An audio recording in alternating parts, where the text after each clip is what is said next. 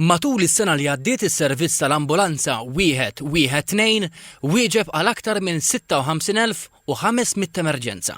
Iċ-ċifri pubblikati mill-Ministeru għas-Saħħa juru żieda ta' 12% fuq is-sena ta' qabel u wkoll l-ogħla numru qatt irreġistrat.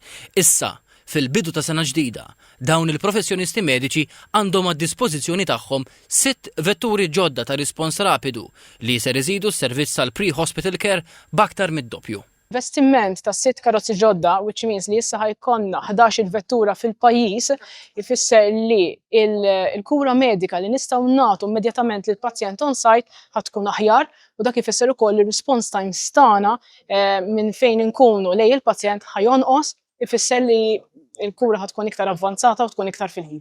Il-Ministru għas-Saħħa Joe Etienne rrefera ċifri u saħaq li żieda fid-domanda tixet l-importanza kruċjali ta' investiment kontinwu fis-servizz pre-hospital ta' emerġenza u spjega li dawn il-vetturi permettu li professjonisti mediċi jaslu għand il-pazjenti aktar malajr, b'mod partikolari f'emerġenzi li jeddu l-ħajja tal-pazjent. Ħabbar ukoll li apparti l-espansjoni tal-flotta ġirdoppjat ukoll in-numru ta' konsulenti speċjalizzati fil-pre-hospital care.